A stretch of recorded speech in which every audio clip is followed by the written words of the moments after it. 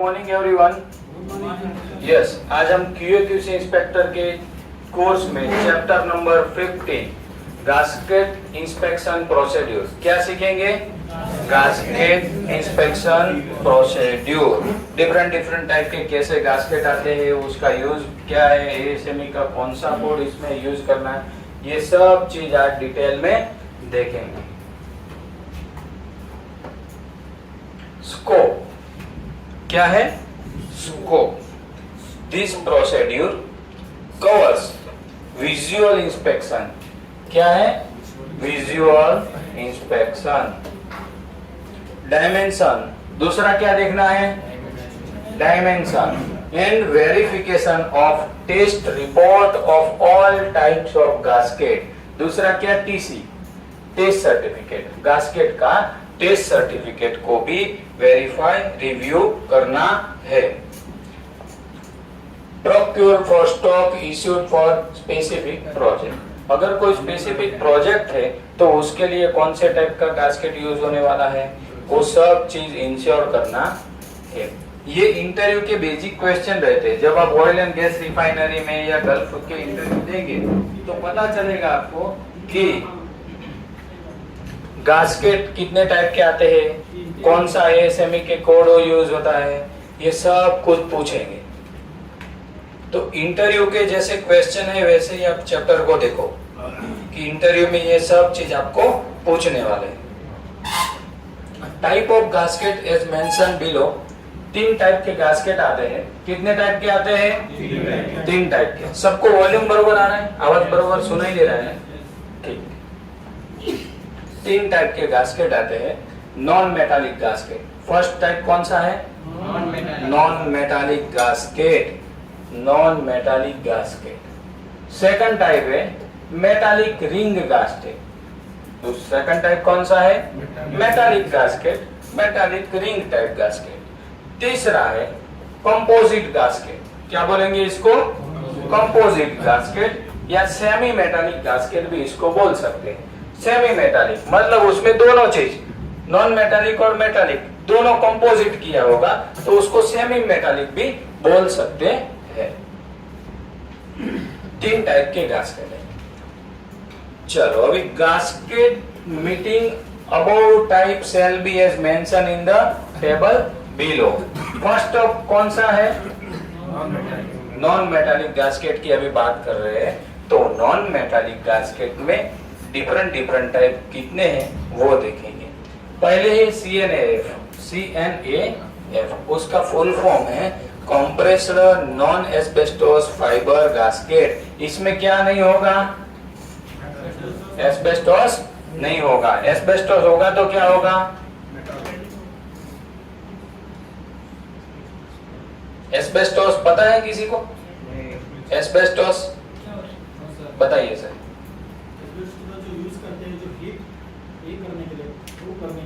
हाँ। या अगर समझो अपन वर्टिकल अपना हाइट में काम कर रहे हैं, अगर अपन वेल्डिंग कर रहे हैं तो उसका जो ये रोकने के लिए क्या स्पैटर रोकने के लिए एस्बेस्टोस वो डोज भी यूज किया। हाँ यस, सर ने 94 में यूज किया।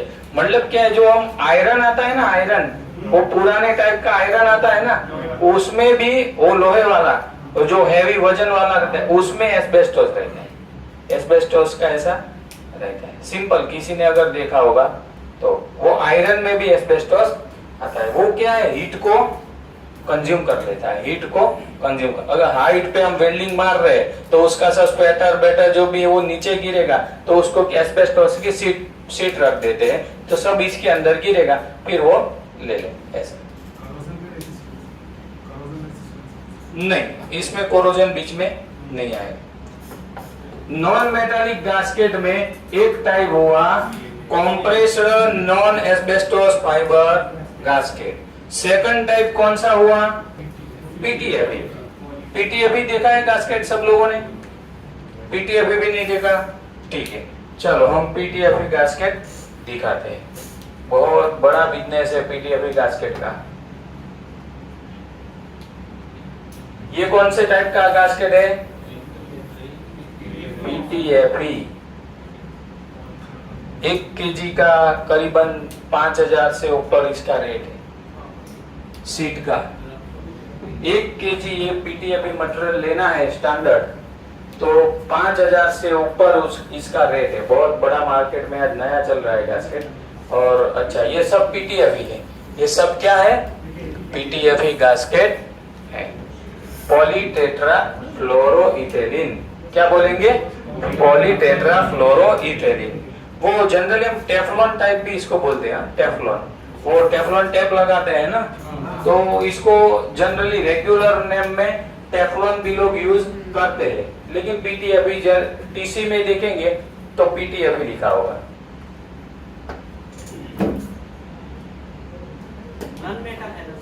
हाँ, नॉन मेटालिक के नीचे है ये 1, ये 2, ये नॉन मेटालिक की बात चल रही है। अभी किसकी बात चल रही है? नॉन मेटालिक की। और तीसरा है रबर गैस्केट। कौन सा है? Rubber gasket. Non metallic gasket में पहले CNAF, दूसरा PTFE और तीसरा रबर गैस्केट। 3 चीज नॉन मेटालिक में। देखो, ये सब चीज गल्फ के इंटरव्यू में पूछते हैं लोग। टेबल के ऊपर गैस्केट रख देते हैं, बोलो ये गैस्केट के कौन सा है? Spiral wound gasket. इसको क्या बोलेंगे? Spiral wound gasket. इसका भी टाइप आएगा। तो ये सब चीज टेबल पे रहता है और गल्फ के इंटरव्यू में बोलते हैं भाई ये कौन सा गैस्केट है? Spiral wound gasket. अभी ये मेटालिक है कि नॉन मेटालिक है? कंपोजिट भी इसमें आता है। दूसरा, अभी कंपोजिट है तो ये सेमी का, इसमें कौन सा कोड यूज हुआ बनाने के लिए? इसके ऊपर भी लिखा है B16.20। देखो, B16.20 क्यों लिखा? मेटलिक भी है इसके। अगर B16.21 लिखेगा तो नॉन मेटालिक। B16.21 है तो B16.21 नॉन मेटालिक के लिए है। किसके लिए है? नॉन मेटालिक के लिए। ये इंटरव्यू में क्वेश्चन पूछेगा, मेटालिक या सेमी मेटालिक के लिए कौन सा? B16.20। नॉन मेटालिक के लिए कौन सा? B16.21। तो एक इंटरव्यू का ये छोटा सा क्वेश्चन हो गया। अभी हम बात करेंगे मेटालिक गैस्केट। किसकी बात करेंगे? Metallic gasket. हमने पहले बात किया नॉन मेटालिक का और अभी बात करेंगे मेटालिक गैस्केट। तो मेटालिक गैस्केट में पहले आएगा ओवल रिंग गैस्केट। कौन सा आएगा? Oval ring gasket. देखो, ये पूरा जो ब्रैकेट में सब जितने भी टाइप के हैं ना, वो एक एक फोटोग्राफी में हम देखेंगे। CNAF कैसा आएगा, PTFE कैसा आएगा, रबर गैस्केट कैसा आएगा, ओवल रिंग गैस्केट कैसा आएगा, ऑक्टागोनल कैसा आएगा, स्पाइरल वाउंड गैस्केट कैसा आएगा, कैम प्रोफाइल गैस्केट कैसा आएगा, मेटल जैकेटेड गैस्केट कैसा आएगा, पूरा फोटोग्राफी के साथ आगे देखेंगे। अभी ये उसके टाइप है। अभी मेटालिक में ओवल रिंग गैस्केट, क्या है ये?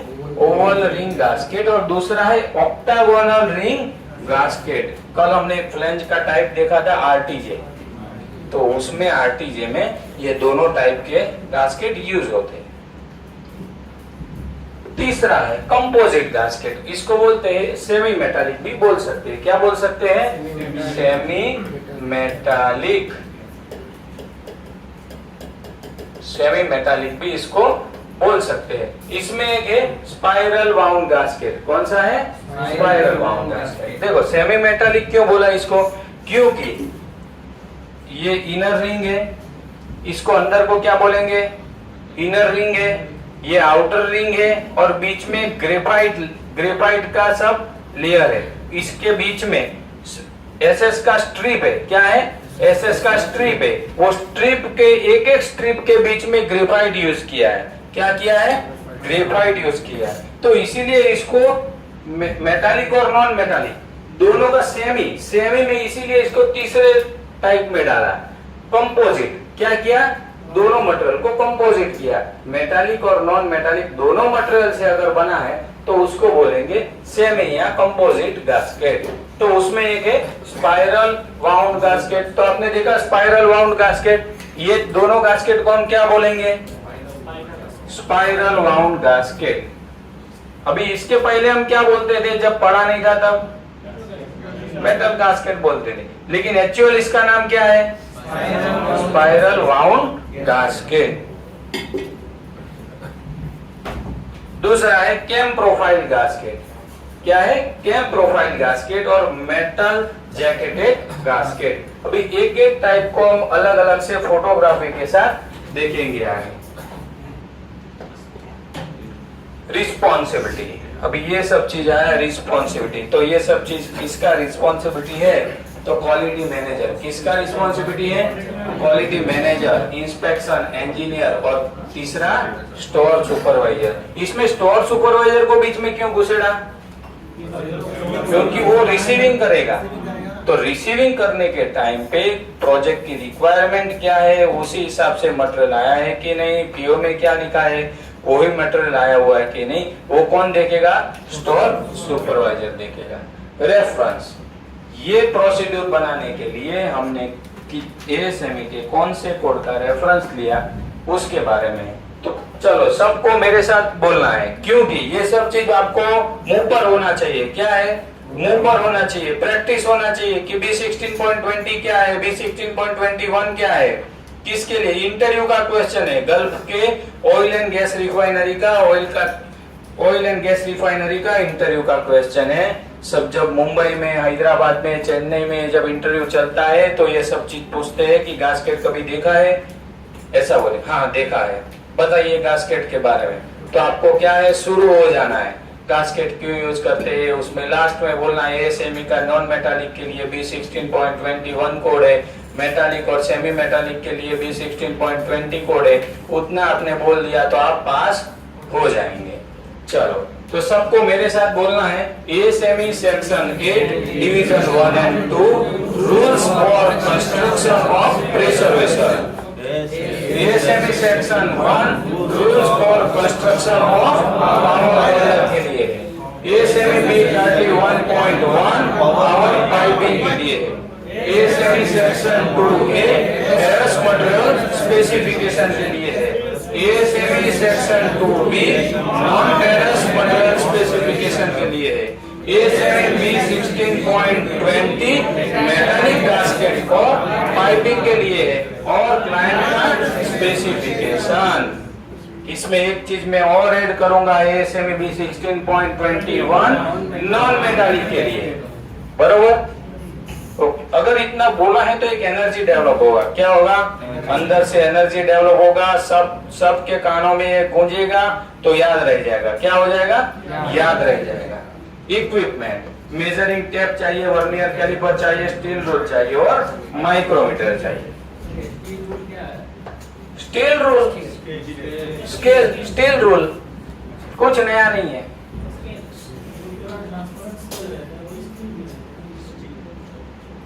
Steel rule. चलो अभी प्रोसीड्यूर स्टार्ट कर रहे हैं, गास्केट का प्रोसीड्यूर। चलो along with the goods receipt note, किसकी बात आई? जीआरएन। जीआरएन का फुल फॉर्म क्या है? Goods receipt note. The following document shall be made available. Purchase order होना चाहिए।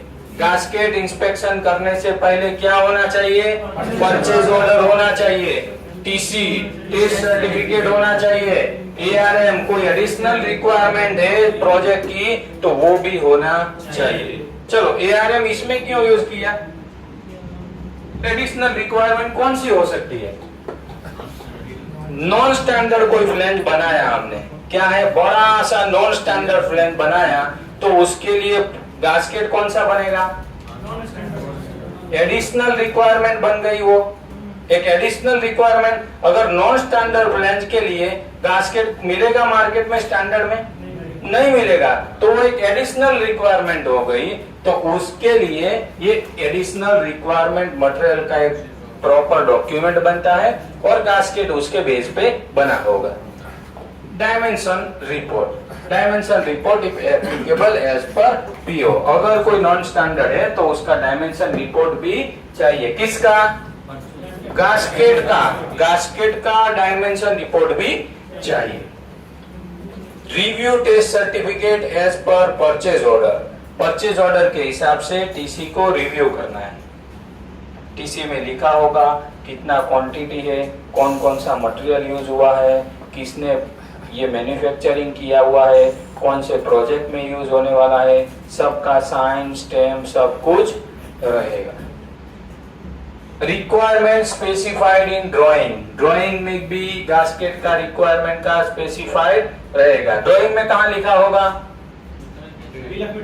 बिल ऑफ मटेरियल में लिखा होगा। राइट साइड में टॉप पर जो बड़ा सा कोष्टक रहता है वो बिल ऑफ मटेरियल में गास्केट का साइज, कितना क्वांटिटी, कौन सा मटेरियल, वो सब चीज ड्राइंग में लिखा होगा। Materials notes, ARM number, ARM जब बनता है तो उसका भी एक नंबर जनरेट होता है, ऐसे ही डॉक्यूमेंट नहीं बनता है, एआरएम का भी एक नंबर जनरेट होगा। Put review stamp on test certificate, अगर एवरीथिंग इज ओके है तो टेस्ट सर्टिफिकेट के ऊपर रिव्यू स्टैम्प मार देना है, और कुछ भी गड़बड़ी है, कुछ नहीं मिल रहा है तो कमेंट छोड़ना है। साइन स्टैम्प मारने के बाद स्टार मार्क करके कमेंट लिखना है कि सर मेरे को ये चीज में ये यहाँ मेरे को डायमेंशन ओके मिला नहीं, ऐसा कमेंट भी ठोक सकते हैं। अभी विजुअल इंस्पेक्शन, बीच क्या हुआ, अभी हम जा रहे हैं गास्केट का विजुअल इंस्पेक्शन करने के लिए। अभी विजुअल इंस्पेक्शन करने से पहले मैं आपको थोड़ा फोटोग्राफी दिखा देता हूँ तो आपको थोड़ा माइंड क्लियर हो जाएगा कि विजुअल में क्या क्या देखना है।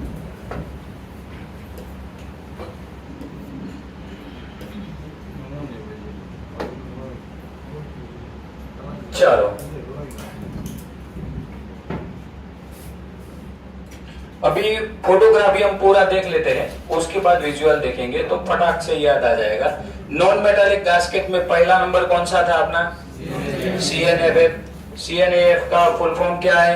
Compressed non asbestos fibre gasket. ये सब लोगों ने इंडस्ट्री में देखा है, सीट रहता है, ये सीट के हिसाब से ये गास्केट का अपने को उसके ऊपर वर्नियर से मार्किंग करने के बाद कैंची से कट करके ये यूज कर सकते हैं। ये नॉन प्रेशर के लिए होता है। किसके लिए होता है?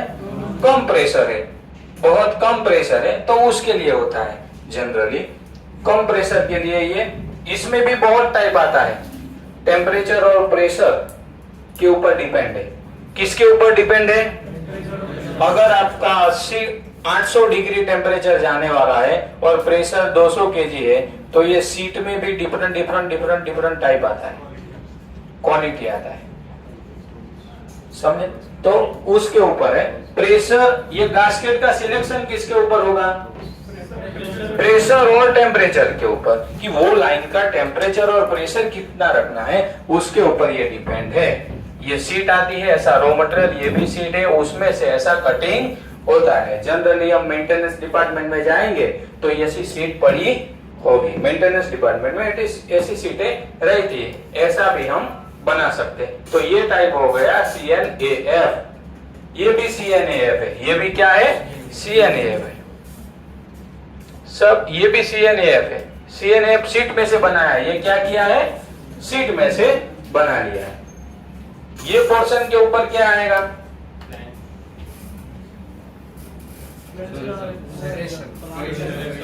क्या आएगा? हाँ अभी दिमाग में उतर रहा है। ये पोर्शन के ऊपर क्या आएगा? सेरेशन आएगा, रेंज का सेरेशन इसके ऊपर अच्छे से बैठेगा। अगर गास्केट भी हमने इधर उधर बैठाया और सेरेशन इधर आ गया तो क्या होगा? लीकेज हो जाएगा। तो कटिंग के टाइम पे भी ध्यान रखना है।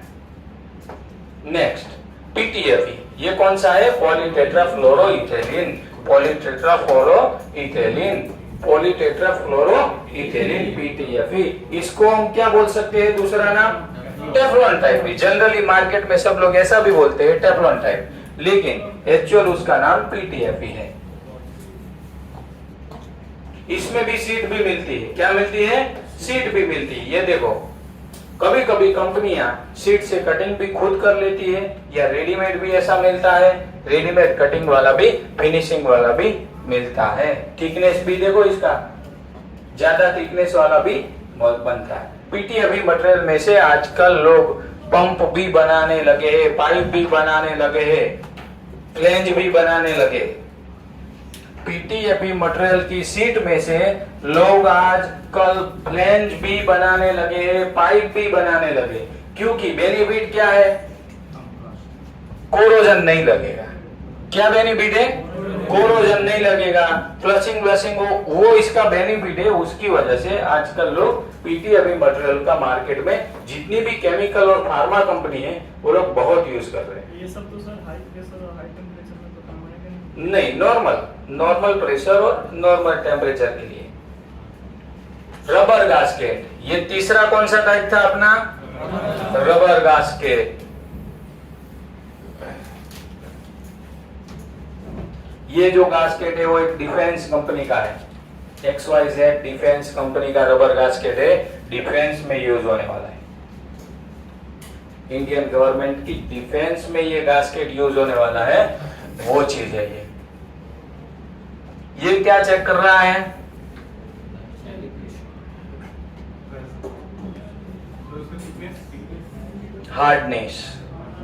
हार्डनेस चेक कर रहा है। ये इसका यूनिट है श्योर। क्या है, श्योर हार्डनेस है। ऐसा यहाँ से पीछे एक नीडल टाइप आता है, यहाँ नीडल टाइप रहता है, ऐसा पकड़ के ऐसा नीडल टाइप से ऐसा दबाने का, तो ये स्केल जहां पर जाएगा, अभी देखो ये 50 पे रुका है ना, 50 पे है, हमका इसका हार्डनेस का मैक्सिमम रिक्वायरमेंट 55 था। कितना था, 55 से ऊपर इसका हार्डनेस जाना नहीं चाहिए। तो ये चेक कर रहा है हार्डनेस। किस में चेक कर रहा है, रबर में।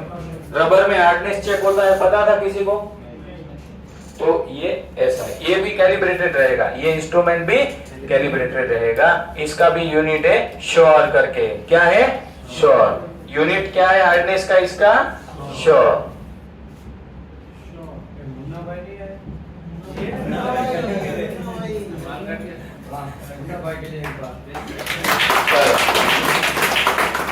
मुन्ना भाई का हुलिया पूरा चेंज हो गया। ये क्या चेक कर रहा है रबर गास्केट में, डायमेंशन चेक हो रहा है रबर गास्केट में। ये एवरी होल का भी डायमेंशन चेक होगा पूरा सब। ये भी क्या है, रबर गास्केट। ये क्यों चीज दिया है ऐसा,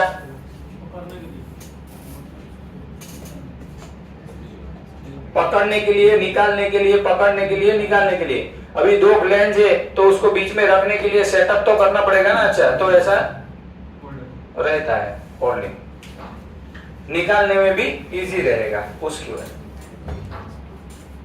ये आया मेटालिक ग्रीन गास्केट। उसमें फर्स्ट टाइप अपना कौन सा था, ओवल टाइप। देखो इसका ये पोर्शन देखो कैसा है, ये कौन सी प्लेन में यूज होगा, आरटीजे प्लेन में यूज होगा। तो ये है ओवल रिंग गास्केट। ये डिफरेंट टाइप के अलग अलग भी आते हैं, ऐसा भी आता है, ऐसा भी आता है, ऐसा भी। समझ में आया, ऐसा भी राउंड होता है, ऑक्टागोनल, ओवल। ये रहा ऑक्टागोनल रिंग गास्केट। इसका पोर्शन देखो कैसा है, ऑक्टागोनल है।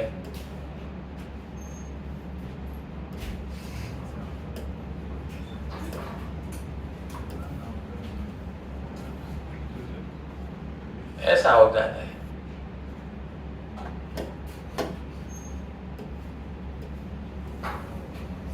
भाई ऑक्टागोनल समझ में आ रहा है ना सबको, ऑक्टागोनल टाइप रहता है। ये देखो इसका भी डायमेंशन चेक हो रहा है, ऑक्टागोनल का भी। यहां पर कैसे चेक करेंगे, एंगल रहेगा स्टैंडर्ड, इसको स्टैंडर्ड जो एंगल रहेगा उसके हिसाब से एंगल चेक कर लेना। ये हुआ ऑक्टागोनल। तीसरा कंपोजिट गास्केट। अभी किसका हुआ, कंपोजिट गास्केट, मतलब सेमी मेटालिक गास्केट। क्या बोलेंगे इसको, सेमी मेटालिक। उसमें मेटालिक और नॉन मेटालिक दोनों चीज यूज हुआ है, उसकी वजह से इसको कंपोजिट बोला गया है। तो उसमें फर्स्ट टाइप है spiral wound gasket. Spiral wound gasket, क्या बोलेंगे, स्पाइरल वाउंड गास्केट।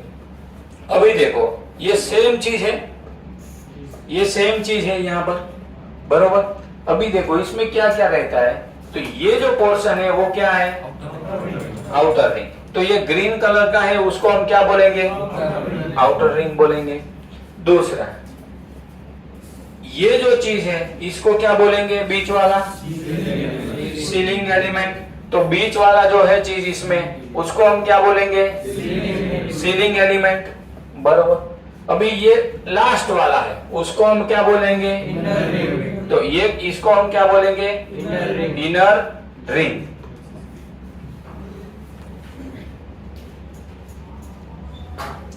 इसने कौन सा देखो B16.20 डाला, ये मार्किंग होना चाहिए इसके ऊपर। क्या है? इसके ऊपर मार्किंग होना चाहिए।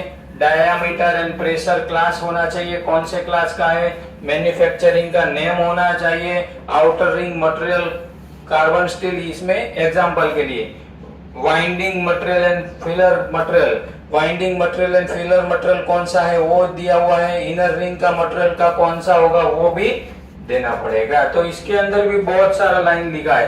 पहले तो मैन्युफैक्चरर का नाम लिखा है, फिर लिखा है 3 इंच। क्या लिखा है?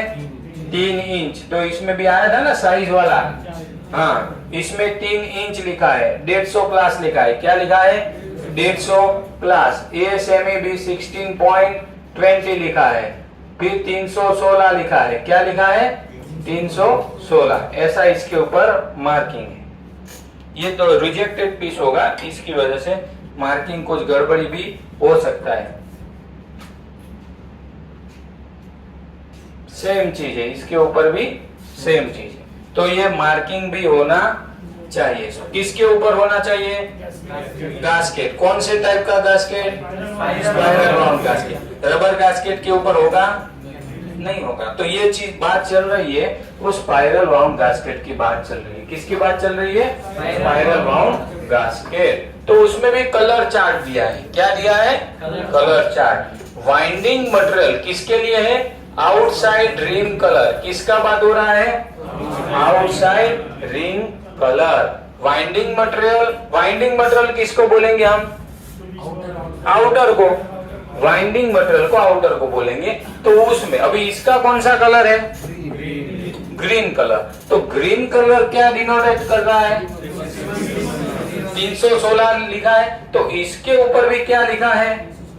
316 ही लिखा है। इसके ऊपर भी ये 316 लिखा है। ये लास्ट में भी 316 लिखा है।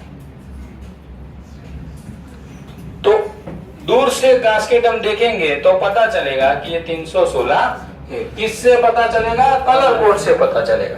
अगर ऐसा येलो कलर है तो इसको हम सोचेंगे 304 है।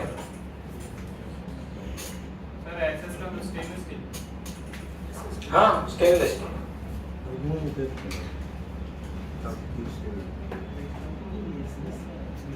देखो, निकल कब यूज करना है, टिटेनियम कब यूज करना है, मोनल इनकोनल कब यूज करना है, वो किसके ऊपर डिपेंड है? प्रेशर और टेम्परेचर। किसके ऊपर डिपेंड है? प्रेशर और टेम्परेचर के ऊपर डिपेंड है कि कौन सा मटेरियल कब यूज करना है। आगे चार्ट भी आएगा कि 1000 डिग्री टेम्परेचर रहेगा तो कौन से मटेरियल का गास्केट होना चाहिए। ये इसका टेम्परेचर का रेंज कितना है? स्पाइरल वाउंड 316 का ग्रीन कलर का टेम्परेचर वो कितना सह सकता है, उसका भी आगे चार्ट आएगा। वो स्टैंडर्ड है। क्या है? स्टैंडर्ड है। ये किसकी बात हो गई? Filler material. इसमें कौन सा फिलर मटेरियल है? ग्रेफाइट। तो इसमें लिखा है ग्रेफाइट, हाँ लिखा है। ग्रेफाइट का कलर कौन सा डाला है? Grey colour. तो इसमें भी आपको ग्रे कलर दिख रहा है। नजदीक से देखेंगे तो और ज्यादा पता चलेगा कि हाँ ग्रे कलर है। ग्रे कलर ग्रेफाइट का है। किसका है? ग्रेफाइट का है। जब हमने थर्मल पावर प्लांट पे काम किया था तो स्टीम लाइन ऑनलाइन था। तो स्टीम लाइन हमारा लीकेज हो गया था चालू पावर प्लांट में। क्या हो गया था? चालू पावर प्लांट में स्टीम लाइन लीकेज हो गया। तो ग्रेफाइट से चालू लाइन को समझो कि प्रेशर था 85 kg। कितना था? प्रेशर 85 और टेम्परेचर था 400-500 kg, तो उस टाइम पे चालू लाइन में ग्रेफाइट से स्टीम की लाइन को लीकेज अटेंड किया था। समझो, एक एक जॉइंट का एक एक लीकेज का अटेंड करने में 8,000 10,000 ऐसा चार्ज होता है। वो लोग क्या करते हैं, ग्रेफाइट का ऐसा ऐसा गोली गोली से पाउडर जैसा बना लेते हैं, फिर उधर एक नोजल फिट करते हैं, जहाँ लीकेज है ना वहां पर ऐसा ऐसा थ्रेड बना लेते हैं, नोजल फिट करते हैं और बहुत प्रेशर से पंपिंग ग्रेफाइट को ठोक ठोक करते हैं। जब तक वो लीकेज नहीं अटेंड नहीं, कम आवाज नहीं होगा, वो सीटी जैसा आवाज मारेगा, सूख, जितना आवाज कम नहीं होगा उतना ग्रेफाइट पंपिंग से ठोकते रहो। ऐसा ऑनलाइन स्टीम का लीकेज भी अटेंड होता है। क्या होता है? अटेंड होता है। अभी 10-15 हजार एक लीकेज के लिए हमने दिया, लेकिन उसका हमारा फायदा क्या हुआ कि हमको पावर प्लांट बंद नहीं करना पड़ा। क्या हुआ? पावर प्लांट बंद नहीं करना पड़ा, चालू पावर प्लांट में वो स्टीम लाइन का लीकेज अटेंड हो गया। तो वहां पर ग्रेफाइट बहुत यूज होता है। दूसरा है मिका पेपर, पीटीएफई भी बीच में हो सकता है और सिरामिक भी हो सकता है। फिलर मटेरियल, किसकी बात है? Filler material. मिका पेपर रहता है वो कौन से रहता है? पिंक कलर का रहता है। पीटीएफई कौन से मटेरियल का रहता है? व्हाइट कलर रहता है। पीटीएफई हमने व्हाइट देखा तो पीटीएफई रहेगा तो व्हाइट रहेगा। अगर सिरामिक है तो लाइट ग्रीन टाइप रहेगा। देखो ये कौन से टाइप का है? Spiral bound type. Spiral bound type है।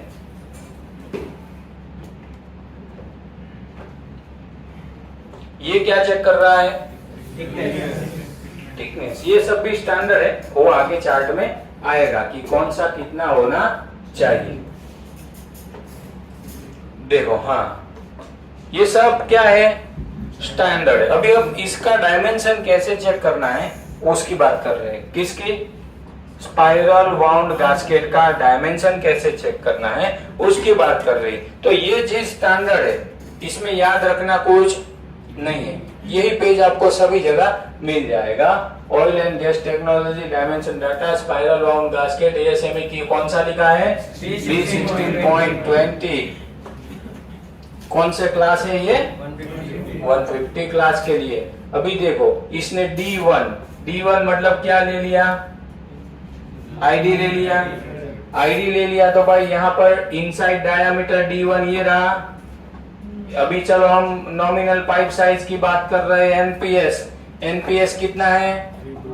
1 इंच है। कितना है? अगर हम जब एनपीएस बात करेंगे तो इंच में ही बोलना है, एमएम में बोलना नहीं है। एनपीएस बोलेंगे तो एनपीएस किस में आएगा? इंच में ही बोलना है। तो 1 इंच है तो उसके लिए उसने आईडी कितना लिया? 20.9। 20.26 है। हाँ 26.9। इनर रिंग का आईडी कितना रहेगा? 26.9। अभी क्या लिखा है? D2। तो D2 का डायमेंशन कौन सा है? ये है। कौन सा है? ये है। तो D2 के लिए कितना है? 31.8।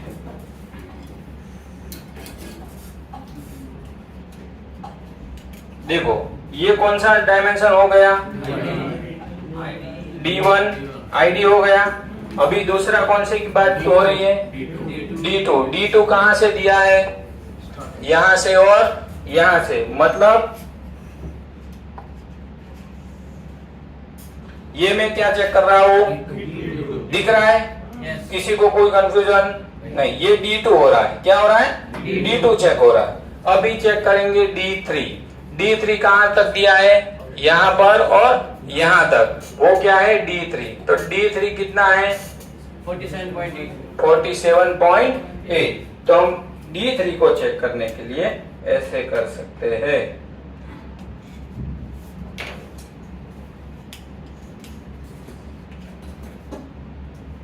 ये क्या चेक हुआ? D3 दिख रहा है सबको? ये D3 चेक हुआ, बरोबर। अभी क्या चेक करना है? D4 क्या है? 66.8। तो ये वर्नियर का साइज अभी लिमिट खत्म हो जाता है, इसीलिए हैंडलिंग में दिक्कत हो रही। हाँ, ये क्या चेक किया हमने, ये क्या चेक किया, D4, तो सब आ गया स्टैंडर्ड के हिसाब। इसमें भी टॉलरेंस लिखा है, क्या लिखा है, टॉलरेंस लिखा है। टॉलरेंस क्या है वो हम देखेंगे। यहां पर एक लिखा है थिकनेस, उससे देखना पड़ेगा, thickness inner and outer ring 2.97 mm से 3.33 mm।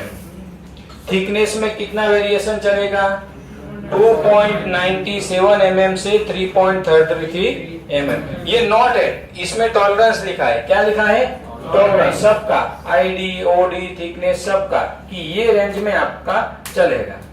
तो ये भी टॉलरेंस भी क्या है, स्टैंडर्ड है, स्टैंडर्ड है। दूसरा इसमें लिखा है थिकनेस सीलिंग एलिमेंट, हाँ ये रीडेबल थोड़ा नहीं है उसकी वजह से, बाकी सबका इसमें एक नोट में लिखा हुआ है कि अगर आईडी में प्लस माइनस इतना होना चाहिए, थिकनेस में इतना, वो भी स्टैंडर्ड है। तो ये पेज आपको जब इंस्पेक्शन करेंगे तो उस टाइम पे आप कहीं से भी ले सकते हैं। क्लियर हुआ? यस, यूनिवर्सल है। टॉलरेंस में आप गल्फ में जाएंगे तो भी यही टॉलरेंस रहेगा, कुछ नया होगा नहीं, और आपको कहीं से भी ये टॉलरेंस तुरंत मिल जाएगा।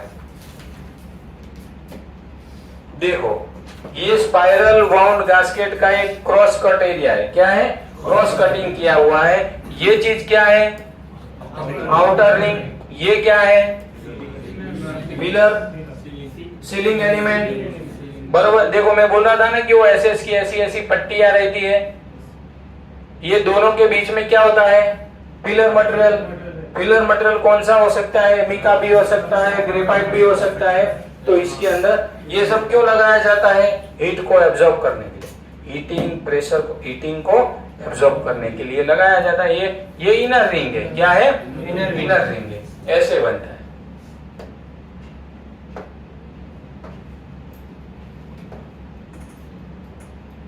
इसमें कौन सा कलर है आउटर में, येलो। तो येलो का मटेरियल कौन सा था, 304 था। समझ में आ रहा है? अभी है cam profile gasket. Cam profile gasket कैसा होता है उसके बारे में।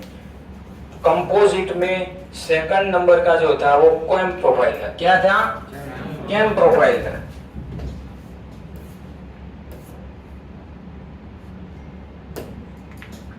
ये अभी यहां पर पहुंचे, कहां पर, यहां पर कंपोजिट में क्रोम प्रोफाइल। हमने CNAF देखा, PTFE देखा, रबर गास्केट देखा, ओवल रिंग देखा, ऑक्टागोनल देखा, स्पाइरल वाउंड गास्केट देखा। अभी हम पहुंचे हैं कैम प्रोफाइल गास्केट, और उसके बाद है मेटालिक जैकेटेड गास्केट।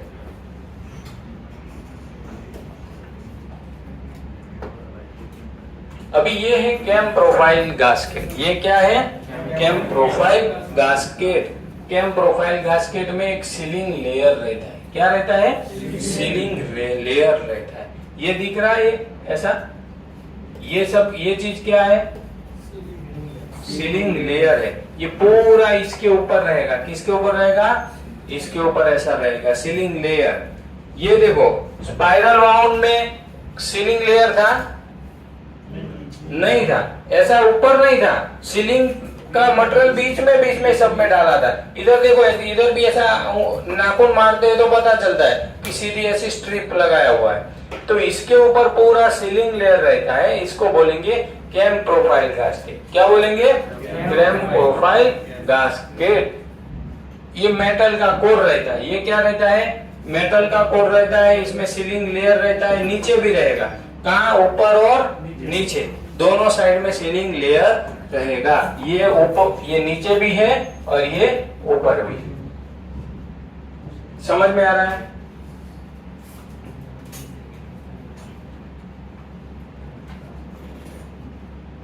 ये इसका आउटर रिंग है, ये क्या है, आउटर रिंग है।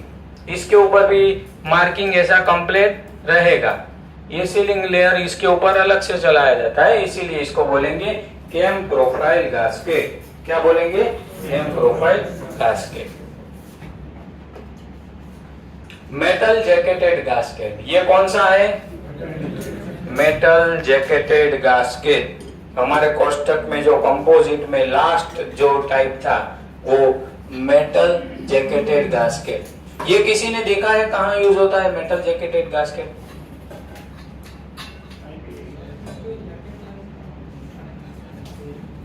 इसका ऐसा पोर्शन रहता है, देखो कभी कभी ऐसा भी चढ़ाया रहता है मेटल का जैकेट। क्या है? मेटल का जैकेट ऐसा भी चढ़ाया रहता है। कभी कभी मेटल का जैकेट कैसा चढ़ाया रहता है? ऐसा भी चढ़ाया रहता है, ओवरलैप। ये कभी कभी मेटल का जैकेट ऐसा भी चढ़ाया रहता है और बीच में एक ऐसा उल्टा रहता है। क्या रहता है? उल्टा। ऐसा भी मेटल का जैकेट। ये चीज क्या है? मेटल का जैकेट चढ़ाया है। क्या चढ़ाया है? मेटल का जैकेट। इनसाइड भी हो सकता है और आउटसाइड भी हो सकता है। इनर रिंग में भी हो सकता है और आउटर रिंग में भी हो सकता है। और ये टाइप का भी ऐसा मेटल जैकेट लगाया जाता है। तो ये है मेटल जैकेटेड गास्केट। क्या है? Metal jacketed gasket. हाँ, हाई प्रेशर और हाई टेम्परेचर रिक्वायरमेंट है। जहां पर हाई प्रेशर और हाई टेम्परेचर की रिक्वायरमेंट है वहां पर मेटल जैकेटेड गास्केट यूज होगा। जैकेट मतलब मेटल का जैकेट लगाया रहता है मैन्युफैक्चरिंग के टाइम पे गास्केट के ऊपर मेटल का एक जैकेट लगाया जाता है, वो स्ट्रेंथ बढ़ाने के लिए। किसके लिए है? स्ट्रेंथ बढ़ाने के लिए। हाई प्रेशर और हाई टेम्परेचर में यूज करना है, इसीलिए ये मटेरियल, ये जैकेट का मटेरियल कौन सा होगा? बहुत स्ट्रेंथ वाला होगा। कोरोजन लगेगा इसको? मेटल जैकेट है तो अगर जो है जैकेट का जो मटेरियल है उसको कोरोजन भी लगेगा? नहीं, उस टाइप का रहेगा। ये कॉस्टली रहता है। ये क्या रहता है? कॉस्टली रहता है। सर ये अभी बताया आपकी ये हाई प्रेशर हाई टेम्परेचर के लिए इसका यूज होता है और अपना टेफ्लॉन वाला लो प्रेशर लो टेम्परेचर में यूज होता है। फिर अपना स्पाइरल वाला कहाँ यूज होता है? देखो, हाई प्रेशर और हाई टेम्परेचर, लो प्रेशर और लो टेम्परेचर, उसके बीच में कुछ है? देखो भाई सब लोग यहाँ पर, इनका क्वेश्चन बरोबर है। लो प्रेशर और लो टेम्परेचर में रबर गास्केट यूज कर लिया, टेफ्लॉन यूज कर लिया, हाई प्रेशर में ये यूज कर लिया, तो बाकी सबकी रेंज है। क्या है? सबकी रेंज है। समझो कि फॉर एग्जांपल इसको मैं 100 केजी के ऊपर यूज कर सकता हूँ और 200 टेम्परेचर के ऊपर यूज कर सकता हूँ।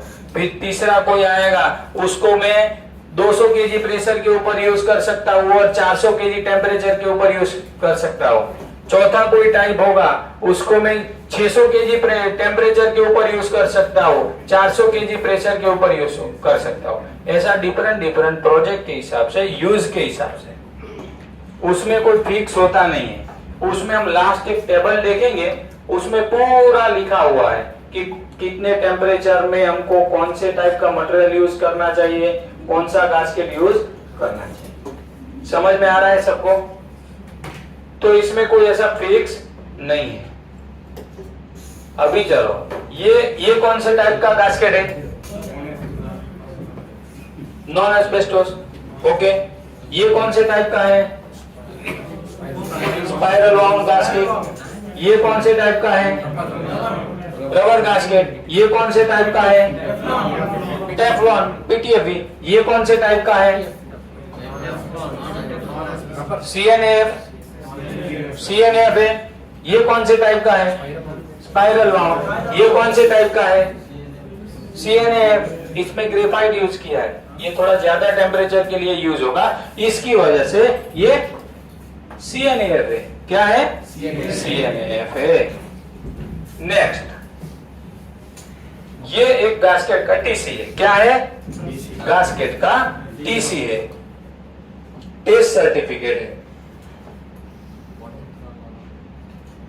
समझ में आ रहा है सबको? देखो, वाइंडिंग क्या है? वाइंडिंग। चलो ये वाइंडिंग में इनर और आउटर कोई भी हो सकता है, इनर, आउटर और वाइंडिंग तीनों में से कोई भी हो सकता है। रिंग मटेरियल है। क्या है ये? रिंग का मटेरियल। अगर हम कार्बन स्टील का कुछ यूज कर रहे हैं तो मैक्सिमम टेम्परेचर वो कितना सह पाएगा? 500 डिग्री। ASME 16.20 का कलर कोडिंग क्या रहेगा उसका? Silver colour. चलो अभी हम 304 स्टेनलेस स्टील यूज कर रहे हैं तो वो कितना टेम्परेचर सह पाएगा? 550 तक। उसका कलर कौन सा रहेगा? येलो कलर रहेगा। चलो अभी 316 स्टेनलेस स्टील हम यूज कर रहे हैं तो उसका टेम्परेचर कितना है? 550। उसका कलर कौन सा रहेगा? तो इसका कलर कौन सा है? मतलब ये कौन सा मटेरियल हुआ? 316 हुआ। कॉन्सेप्ट क्लियर हुआ? टेम्परेचर और प्रेशर के ऊपर डिपेंड है। ये 316 टिटेनियम स्टेनलेस स्टील है। स्टेनलेस स्टील कोई एक ही स्टेनलेस स्टील थोड़ी है, बहुत सारे टाइप का है। वो अगर यूज करेंगे तो क्या होगा? 650 तक यूज कर सकते हैं। उसका कलर रहेगा लाइट ब्लू। 321 स्टेनलेस स्टील हम यूज कर रहे हैं तो उसका भी 650 तक यूज कर सकते हैं और उसका कलर रहेगा टर्किश। कौन सा कलर रहेगा? टर्किश टाइप कलर रहेगा। देखो डुप्लेक्स मटेरियल अगर यूज किया, डुप्लेक्स मटेरियल अगर यूज किया तो उसका टेम्परेचर सहने की क्षमता कितनी है? 800 डिग्री तक वो सह पा सकता है। टिटेनियम, टिटेनियम हम यूज कर रहे हैं तो टिटेनियम के लिए क्या है? 350 डिग्री तक ही है।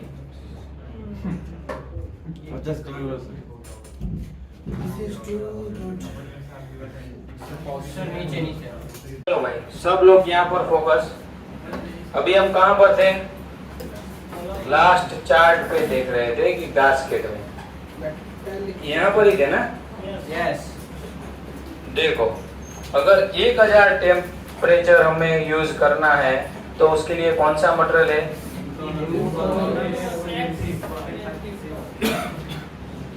इनकॉनॉल X-C575 1000 डिग्री तक सन। उसका कलर कौन सा रहता है? Light grey. तो ये टेम्परेचर के ऊपर ज्यादा डिपेंड रहता है।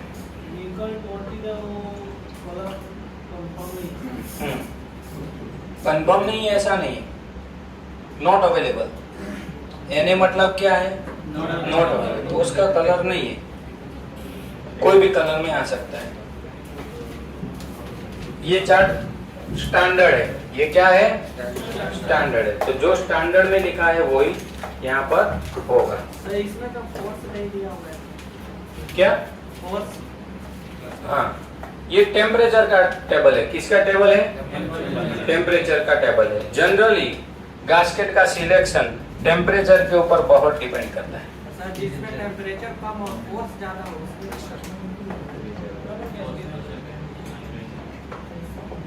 टेम्परेचर कम है, हाँ प्रेशर ज्यादा है तो उसमें देखो डिपेंड करता है कि कौन सा फ्लेंज का मटेरियल है, कौन सा केमिकल उसमें यूज होने वाला है, गैस होने वाला है कि कोई केमिकल यूज होने वाला है, कौन सा गैसेस जाने वाला है लाइन में से।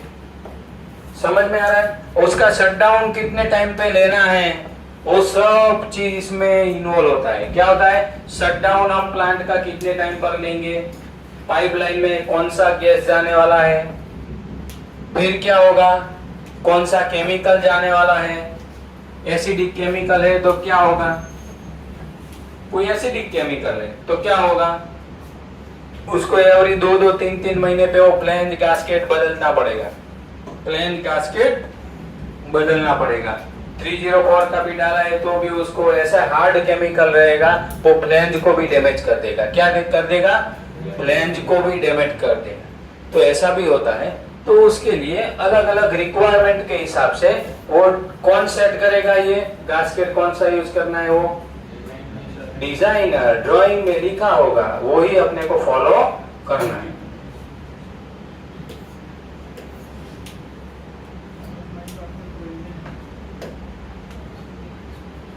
देखो ये सब है ना गास्केट इंस्पेक्शन प्रोसीड्यूर, ये छोटे छोटे इंटरव्यू के क्वेश्चन है। क्या है? छोटे छोटे इंटरव्यू के क्वेश्चन है। कौन से टाइप का गास्केट आता है, इनर रिंग क्या है, आउटर रिंग क्या है, ग्रीन कलर का आउटर रिंग है तो कौन सा मटेरियल होगा, ऐसा सब लोग पूछते हैं इंटरव्यू में। जब आप मुंबई में कोई एजेंसी में जाएंगे इंटरव्यू देने के लिए तो वो लोग गास्केट लेके ही बैठते हैं। तो ये चैप्टर इसीलिए हमको लेना पड़ा। ये चैप्टर अगर अच्छे से पता है तो हम इंटरव्यू पास कर सकते हैं। क्या है? इंटरव्यू में कॉन्फिडेंस आता है।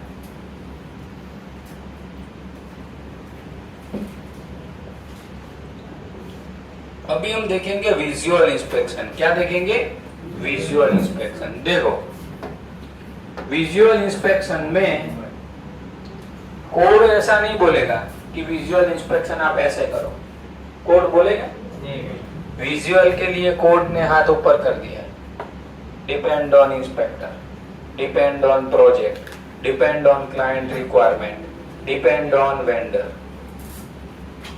तो ये इंस्पेक्शन ऐसा है विजुअल इंस्पेक्शन जिसमें आपको कुछ भी नहीं चलाना है तो नहीं चला सकते हो।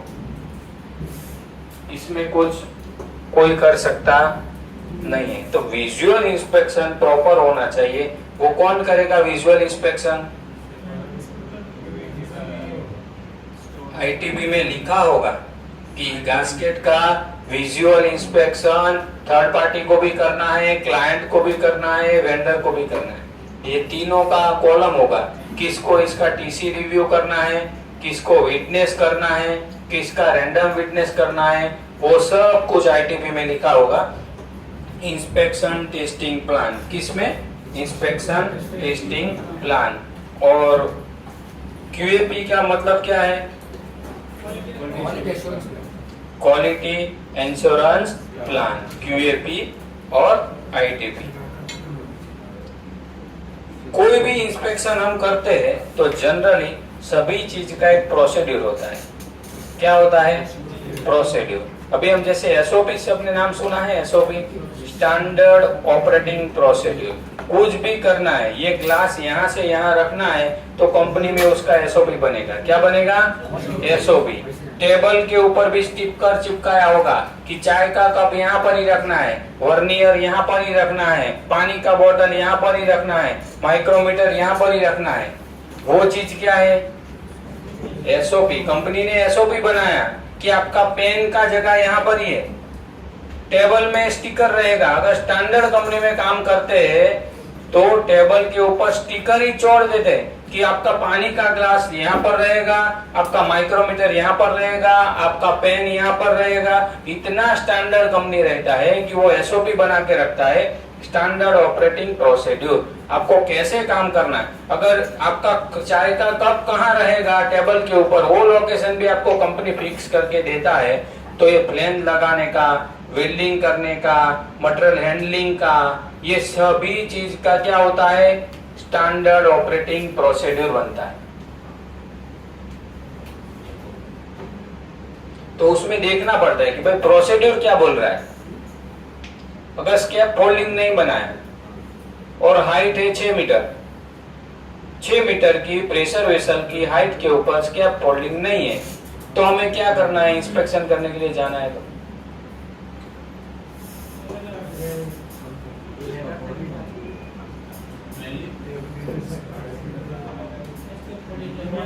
देखो स्टैंडर्ड ऑपरेटिंग प्रोसीड्यूर में सेफ्टी भी आता है। क्या आता है? सेफ्टी। प्रोसीड्यूर में सेफ्टी भी लिखा होगा। भाई स्कैप फोल्डिंग में ग्रीन टैग है कि नहीं है, स्कैप फोल्डिंग नहीं बांधा है तो लीडर कैसा है, लीडर भी ऐसा एक पैर ऐसा रखा और लुढ़क गया तो ऐसा नहीं चलेगा, ग्रीन टैग है कि नहीं, सेफ्टी वाला उधर खड़ा है कि नहीं, वो सभी चीज ऑब्जर्व करना पड़ेगा। उसके बाद ही इंस्पेक्शन करना पड़ेगा। नहीं तो क्या होगा? इंस्पेक्टर के ऊपर फाइन होगा, इंस्पेक्टर के ऊपर फाइन हो जाता है। हाइट टेस्ट भी आपका होना चाहिए। हाइट टेस्ट कितने मीटर से ऊपर आपको टेस्टिंग करना है तो हाइट टेस्ट होना चाहिए 1.8 मीटर से ऊपर। आपको अगर कुछ भी काम करना है तो आपका हाइट पास बना हुआ चाहिए। हाइट पास की वैलिडिटी कितनी रहती है? 6 महीना। जनरली कंपनी में हाइट पास की वैलिडिटी 6 महीना रहती है। 6 महीने के बाद आपका पहले मेडिकल होगा, मेडिकल ओके होगा, फिर आपका हाइट पास बनेगा। हाइट पास के दौरान भी आपका पहले और बाद में ब्लड प्रेशर चेक किया जाएगा। क्या किया जाएगा? ब्लड प्रेशर चेक किया जाएगा। आपका ब्लड कौन सा है, आपका वो जब रिन्यू करवाने जाएंगे तो फिर से आपका ब्लड लेंगे कि शुगर का आपका कंट्रोल है कि नहीं, शुगर बढ़ा हुआ है कि नहीं, डायबिटीज है कि नहीं। वो बहुत सारी चीजें अच्छी कंपनी में चेक किया जाता है। अगर आपका हाइट पास नहीं बन रहा है तो उसका मतलब क्या है कि 1.8 मीटर से ऊपर आप काम कर सकते हैं नहीं है। तो उसका मतलब जो 1.8 मीटर से ऊपर जो काम कर सकता है उसका वैल्यू कैसा रहेगा? ज्यादा ऐसा रहेगा, नीचे ही काम करता है। इसका मैनेजर क्या सोचेगा, ये ऑलराउंडर है, नीचे भी काम कर लेगा, ऊपर भी काम कर लेगा, इसका हेल्थ भी अच्छा है, इसका हाइट पास भी है, ये मेडिकल में भी पास हो जाता है। लेकिन अगर ब्लड प्रेशर किसी का कंट्रोल में नहीं है, मैंने बोला हाइपर हो जाता है बार बार, उसका ब्लड प्रेशर कंट्रोल में नहीं रहता है, तो मैनेजर उसको थोड़े 6 महीने तक चलाएगा, टाइम देगा, भाई तेरा जो शरीर का प्रॉब्लम है वो कंट्रोल कर ले। नहीं तो 6 महीने के बाद कंपनी थोड़ी उसी को रखेगी, कंपनी तो चेंज कर देगी। कंपनी को क्या चाहिए? मल्टी काम करने वाला का बंदा चाहिए, नीचे भी काम कर सकता है, हाइट पर भी काम कर सकता है। तो ये सब चीज भी ध्यान रखना है। आप एएसएमई के खाटू बन गए हो, एएसएमई आपके दिमाग में पूरा घुस गया है, आपको सब कुछ क्वालिटी इंस्पेक्शन कैसे करना है वो आता है, लेकिन आपका ब्लड प्रेशर ही कंट्रोल में नहीं है तो आपको गेट पर से रिटर्न कर देते हैं। मैंने ऐसे कंपनियां देखी है, आपका ब्लड प्रेशर कंट्रोल में नहीं है, आपको डायबिटीज है, आप कितने भी नॉलेजेबल हो, लेकिन आपको गेट पर से ही रिटर्न कर देते हैं। गेट में एंटर होने से पहले आपका गेट पास बनेगा, उससे पहले ही आपका मेडिकल होगा। क्या होगा? उसके पहले मेडिकल होगा, गेट पास से पहले ही। मेडिकल में आप पास हो चुके हैं, उसके बाद ही आपका गेट पास का प्रोसेस शुरू होगा। स्टैंडर्ड कंपनी में ये सब चीज होती। तो ये सब सीखने के टाइम पर भी अपने को हेल्थ का तो ध्यान रखना ही है। अगर हेल्थ का ध्यान नहीं रखा तो ये जीरो है, ये नॉलेज क्या है? जीरो हो जाएगा। हमको वही पता नहीं है कि हमारा ब्लड प्रेशर अब हाई हो जाता है, डायबिटीज हो जाता है। अभी समझो 6 मीटर के ऊपर हम टेस्ट कर रहे हैं, कुछ इंस्पेक्शन कर रहे हैं, और किसी ने पीटर ने गलती कर दिया, हम हाइपर हो गए और कुछ उधर से गिर गए, तो ऐसा भी होता है ना बहुत सारे केस। तो कंपनियां ऐसे लोगों से दूर रहती है। क्या रहती है? दूर रहती है। ये झमेले में हमको पढ़ना नहीं है। हमने भी 3-4 बार एक कंपनी में हाइट पास एवरी 6 मंथ पे, कितने एवरी 6 मंथ में हमने रिन्यू करवाया हाइट पास। ब्लड प्रेशर आपका बढ़ रहा है तो कंपनी आपकी ट्रीटमेंट करेगी, ऐसा नहीं है। कंपनी आपको गोली देगी, दवाई देगी, 3-4 दिन रोको, 1 हफ्ता दवाई लो, नॉर्मल आता है कि नहीं, फिर वापस चेक करेंगी, वापस ओके है, उसके बाद ही आपका हाइट पास का ट्रायल रहेगा। हाइट पास का ट्रायल बेल्ट कंप्लीट लगा के आपको कैसे वहां हुक लगाने का है वो सब भी ध्यान रखना है। पहले आपका ब्लड प्रेशर चेक हो जाएगा कि हाँ पहले आपका ब्लड प्रेशर इतना है, फिर आप ट्रायल लेके ऐसा यहाँ से सीढ़ी चढ़ने का, फिर यहाँ से जाने का, नीचे सीढ़ी उतरने का, वहां पर उतर के आने का, डॉक्टर के पास जाने का, अभी सर मेरा ब्लड प्रेशर चेक कर लो, बड़ा है कि नॉर्मल है। अगर नॉर्मल है तभी वो आपको हाइट पास इश्यू करेगा, नहीं तो बोलेगा सर आप नहीं जा सकते। आप तो ऐसा ये अपना 4थे माले पे है ना ये इंस्टीट्यूट, तो 4 माले का सीढ़ी चढ़ते चढ़ते तो ऐसा वो ब्रीथिंग क्या हो जाता है, ऐसा हो गया तो आपका हाइट पास बनेगा नहीं। समझ लेना कि इसका हमको ट्रीटमेंट करना पड़ेगा। करीबन में 10 माल की मंजिल रहती है ना, उतना स्केप फोल्डिंग था। कितना? 10 माल की मंजिल जितना स्केप फोल्डिंग और पेंटिंग इंस्पेक्शन में वहां पर करता था। हाँ, 10 माल की मंजिल रहता है, वहां पर पेंटिंग का काम चल रहा है। समझो पेंटर को रिस्क कितना है, पेंटर के साथ जितने हेल्पर है उन लोगों को रिस्क कितना है, पेंटिंग इंस्पेक्टर को रिस्क कितना है, कॉन्ट्रैक्टर को रिस्क कितना है। सभी स्केप फोल्डिंग के ऊपर है, नीचे से ऊपर तक। एक सीढ़ी ऐसे रहेगी, फिर ऐसा जाएगा, फिर दूसरी सीढ़ी ऐसे रहेगी, फिर प्लेटफॉर्म होगा, फिर तीसरी सीढ़ी ऐसे रहेगी, और एक ही जगह पे ऐसी 15 सीढ़ी रहेगी। ऐसा ऐसा बेल्ट मार के पैर चढ़ना है, ऊपर जाके पहले पानी पीना है, इंस्पेक्शन चालू करना नहीं है। ऐसा सब प्लांट में काम करेंगे तो हमको सब चीज आता है, लेकिन हेल्थ का ही प्रॉब्लम हो गया है तो कोई अपना हाथ पकड़ेगा नहीं। कंपनियां 6 महीने तक आपको रखेंगी, भाई हाइट पास बना ले। हाँ, हमारे साथ जिन लोगों का हाइट पास नहीं बना था, उनका हमारा जो अपलिफ्टिंग का मैनेजर था वो बार बार बुलाता था, भाई आपको हाइट पास क्यों रिन्यू नहीं करवा रहे हो? सर वो थोड़ा बीपी ज्यादा आ रहा है, भाई थोड़ा जल्दी करो, जल्दी करो, टाइम अभी बहुत जा रहा है। 2-3 महीना 6 महीना तक देगी, लेकिन ज्यादा रखेगी नहीं, क्योंकि कंपनी में हाइट वाला ही काम है। ज्यादा कंपनी में काम क्या है? हाइट वाला ही है। अगर आपको हाइट वाला काम में आप यूज नहीं हो रहे हो तो उसका मतलब क्या है? आप घूम रहे हो। नीचे नीचे वाला काम आप कितना कर पाएंगे, कितना करेंगे? हाइट वाला काम ज्यादा रहता है, तो उसके वजह से हेल्थ को भी ध्यान रखना है। यहाँ पर भी अच्छे से खाओ, अच्छे से सोने का। बहुत सारे लोग रात को मोबाइल ज्यादा देखते हैं,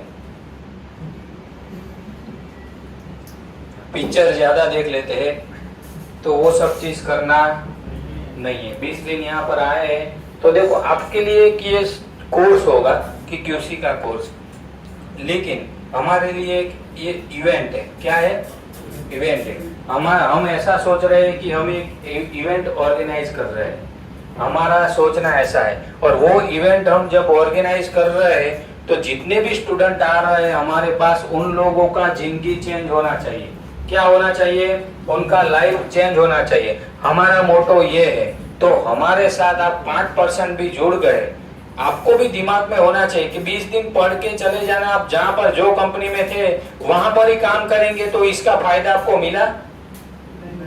आपका सैलरी आज 25,000 है तो उसका 35 कैसे करना है, वो 20 दिन यहाँ आप अच्छे से गुजारेंगे तो आपको यहाँ से कुछ ना कुछ लिंक मिल जाएगा। समझ में आया? कल ही वो मेरे पास एक भाई आया था, आप ही थे ना, वो जॉब का आपका इंटरव्यू का सिलेक्शन हुआ है, और जिसने इंटरव्यू लिया उनको आपको लिंक किसने दिया था वो जॉब का? दीपेश सर ने दिया। दीपेश सर ने दिया था, उनका इंटरव्यू हुआ, बोलते कि कब ज्वाइनिंग कर सकते हो। सैलरी रेंज सर कितना बताया आपको? 20,000 मिला। समझे? आपने क्यूसी किया यहाँ पर, एनडीटी भी किया ना। देखो एनडीटी भी किया, क्यूसी भी किया। अभी इनको जॉब मिला सीधा क्यूसी में, इनका एनडीटी क्या हो गया? एनडीटी में उनको जो 2-3 साल करना था वो कम हो गया, डायरेक्ट उनको क्यूसी में जॉब मिला। अभी क्यूसी में जाने के बाद भी उनको एनडीटी का काम कर सकते हैं, ऐसा कुछ नहीं। भाई एनडीटी भी किसका पार्ट है? क्यूसी का ही पार्ट है, एनडीटी वाला है। हाँ, एनडीटी में इनको 20,000 मिला। एनडीटी करने के बाद सीधा लोग 3-3 साल घिसवाते हैं, बाद 12 से 14, 14 से 16, 16 से 18, 18 से 20, ऐसा होता है। तो हमारा जो यहाँ एनडीटी भी हम कर रहे हैं, क्यूए क्यूसी भी कर रहे हैं, तो हमारा मोटो एक ही है कि जो बैठे हैं वो सामने वाला 10,000 से 20,000 में, 20,000 वाला 20 से 30 में, 30 वाला 40 में जाना चाहिए, तो ही हमारा ये जो गला खींच रहे हैं वो काम लगेगा। हम ऐसा सोच रहे कि हम एक इवेंट कर रहे हैं, लोगों की जिंदगी यहाँ से बदल रही है। एनडीटी में बहुत सारे ऐसे लड़के लोग आते हैं कि जिनके घर पे कच्चा मकान है, दीवार कच्ची है, गांव में घूम रहे हैं, 999 रुपीज में 20 दिन यहाँ पर रह के प्री ट्रेनिंग लेके यहाँ से 13, 14, 15 हजार में लग जाते हैं। एक फैमिली का लाइफ सेटल हो गया। कितने पैसों में हुआ उसका काम? 999 में 20 दिन रह के उसका वो एक सेटलमेंट हो गया। तो हम यही सोच रहे हैं कि आप लोग यहाँ पर इसीलिए आए हैं कि आपका लाइफ चेंज करने के लिए, आपका सैलरी बढ़ाने के लिए, आपका पोस्टिंग बढ़ाने के लिए। यहाँ से बहुत सारी अच्छी अच्छी कंपनियां, जैसे मैं बोल रही हूँ ना कि हाइट पास बनाना पड़ेगा, सेफ्टी होगा, आपको सब कुछ। अभी नाइट में काम कर रहे हो तो रेडियम का पट्टी लगा होना चाहिए ड्रेस में। इंडिया में ऐसी कंपनियां हैं, दिन में भी दिन में भी हमारा ड्रेस कोड ऐसा था कि इधर पाँव में यहाँ रेडियम का पट्टी, यहाँ रेडियम का पट्टी, यहाँ रेडियम का पट्टी, दिन में भी कंपलसरी था।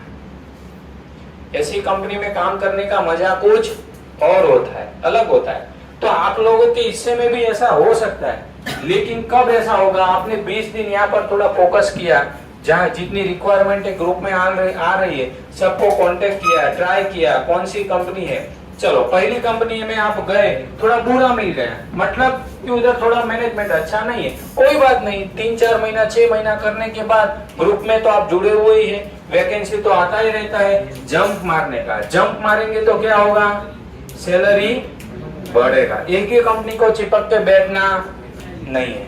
तो हम लोग ये इवेंट ऑर्गेनाइज कर रहे हैं कि इवेंट ऑर्गेनाइज करने में हमको बहुत सारे लड़के लोगों का एनडीटी में फादर का, मदर का, सिस्टर का, भाई का कॉल आता है कि सर हमारे लड़के को अच्छा हुआ, ये गांव में पूरा घूम रहा था, हमारे को कच्चा मकान है और ये 15,000 में, आपने 19,000 में, 18,000 में, 12,000 में लगा दिया, बहुत अच्छा काम किया।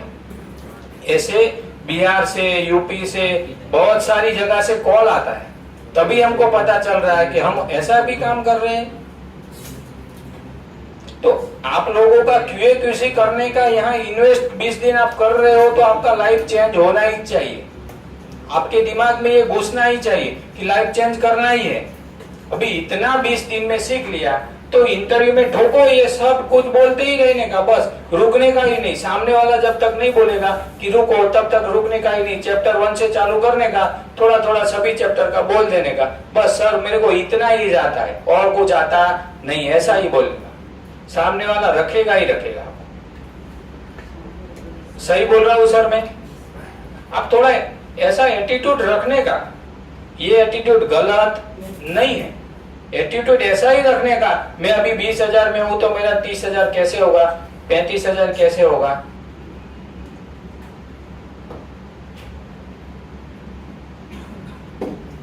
मैं एक जगह पे कोर्स करने गया था, 20 दिन 18 दिन का कोर्स था।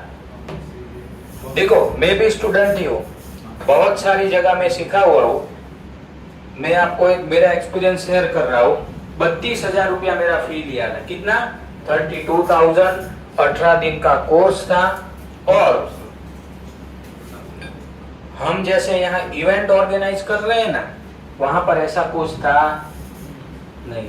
पहले दिन में गया, वो प्रोजेक्टर लगा हुआ था, सर चेयर पे कोने में बैठे थे, उनके हाथ में एक रिमोट था, वो स्लाइड घुमाते थे, वहां से धीरे धीरे बोल रहे थे। समझ में आया, 1-2 घंटा स्लाइड घुमा के बता दिया, फिर हमको एक पेपर दे दिया, इतना सॉल्व कर लो फिर बताओ। वो सॉल्व करके मैं गया तो मेरे को दूसरा एक पेपर दे दिया, ये कल करने का। और मैं जहां पर रहता था, मेरे रूम में 8 दूनी 16 बेड थे एक हॉल में, दूसरे हॉल में 16 बेड थे, तीसरे हॉल में 16 बेड थे। सेम चीज सामने थी, 16 बेड यहाँ पर, 16 बेड यहाँ पर और 16 बेड वहां पर। इतने लोग थे और सभी लोगों का करीबन कितना हुआ? 60 और 36 96 जैसे 100 लोग जैसे वहां पर थे। वहां पर हमारे लिए सामने की साइड 6 कॉमन बाथरूम और 6 कॉमन टॉयलेट थे। क्या थे? 96 लोगों के बीच में 6 कॉमन बाथरूम और 6 कॉमन टॉयलेट। तो देखो, कुछ भी चीज हम नया कर रहे हैं तो थोड़ा सेक्रीफाइस होता है, सेक्रीफाइस होता है। तो 32,000 फीस लेने के बाद, 32,000 फीस लेने के बाद मैं वहां पर 18 दिन रहा और पूरा सीखा क्या होता है, कैसे इंस्टीट्यूट चलता है, सब कुछ देखा। तो 32,000 फीस में भी लोग वहां पर, मैं आज भी बोल रहा हूं, ओमान से, कतार से डायरेक्ट लैंडिंग वहां पर करते थे।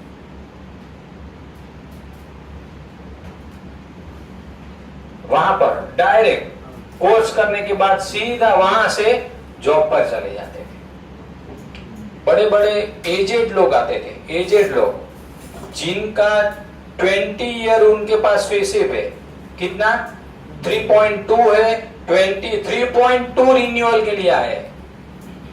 सोचो 3.2 का रिन्यूअल, 3.1 5 साल जाता है, फिर पैसा देके 3.1 रिन्यू होता है, 10 साल हो गया, फिर वो 3.2 एग्जाम देगा, 3.2 पास कर लेगा, 5 साल दिया, पैसा दिया, बढ़ गया 3.2, फिर क्या 20 साल हो गया, 3.2 रिन्यूअल वाले भी ऐसी कंडीशन में रहते हैं। वो 50 साल 55 साल 60 साल वाला सर भी 96 लोगों के बीच में 6 टॉयलेट 6 बाथरूम ये सब कुछ था।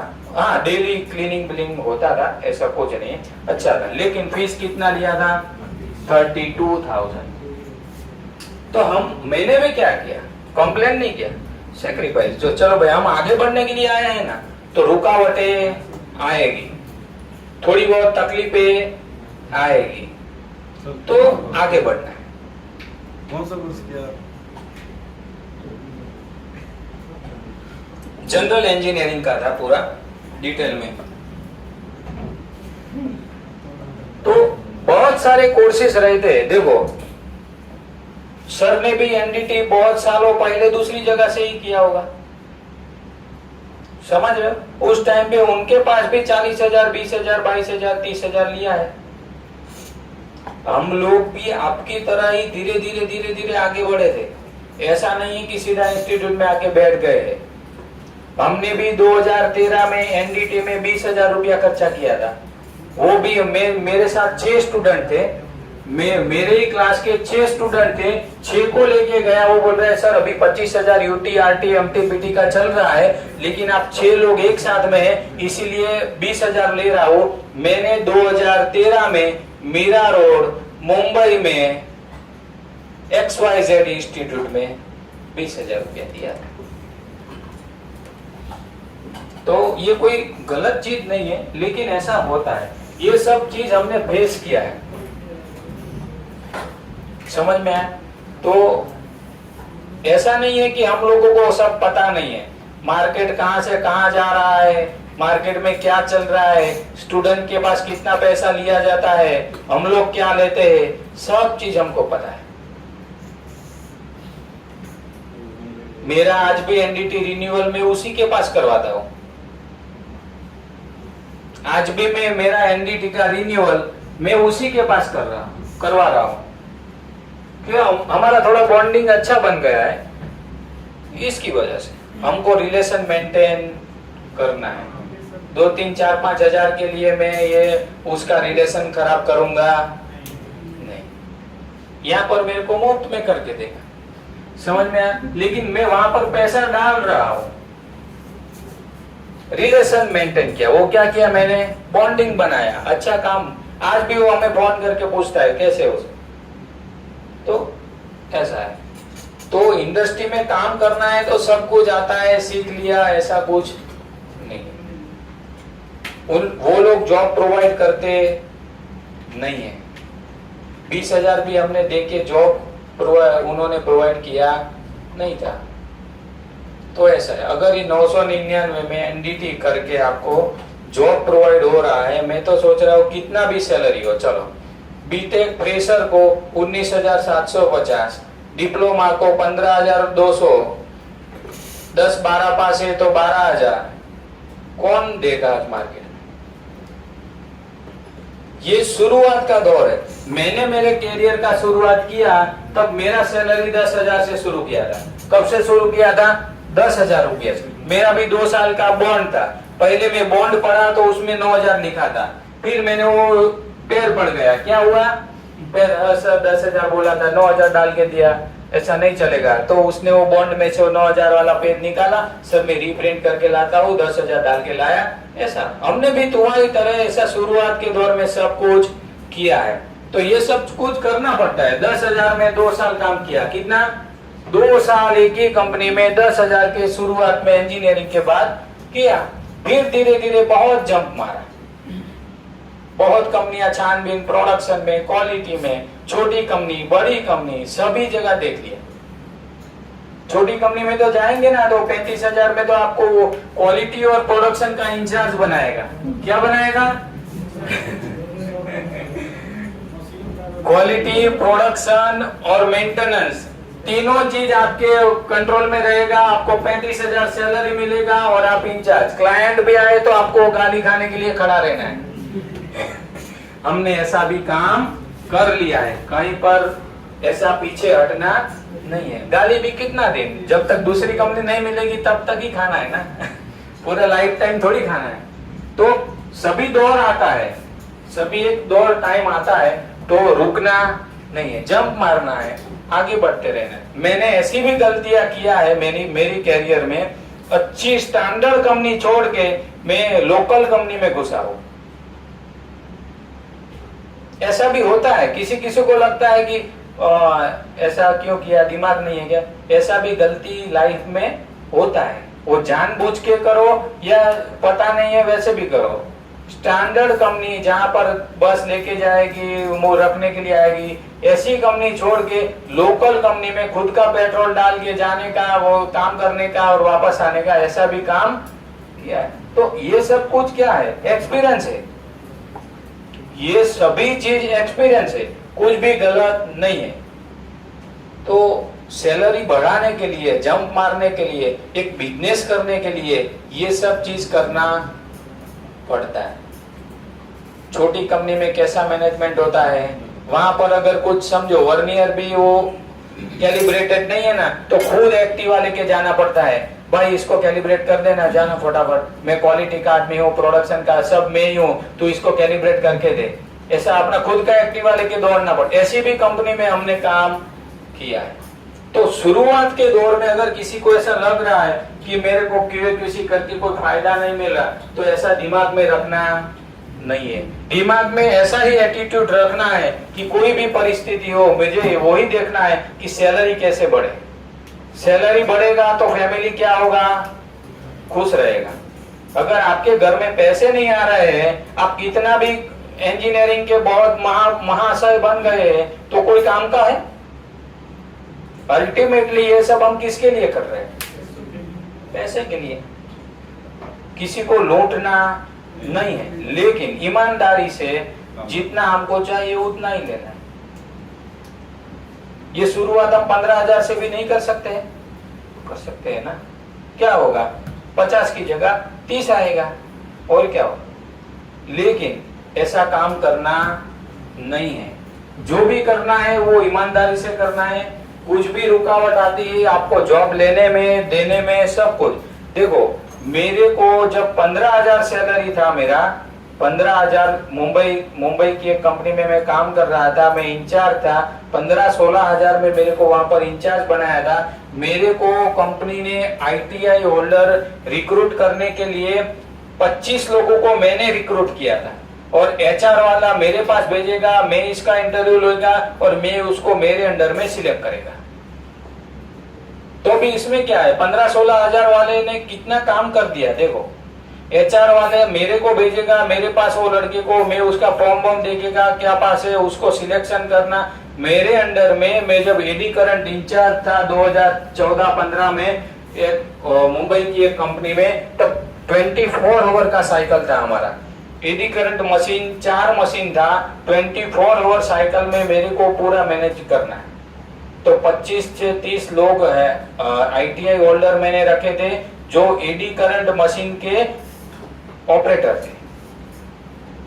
तो ऐसी भी रिस्पॉन्सिबिलिटी आती है। 16,000 में वो 25-30 लोगों को मैं हैंडल करता था, 24 आवर साइकिल बनाता था, रिपोर्ट बनाता था, शेड्यूल सेट करता था, शिफ्ट का सेटिंग करता था, मेरा जनरल शिफ्ट रहता था, मेरा कोई रिलीवर था नहीं।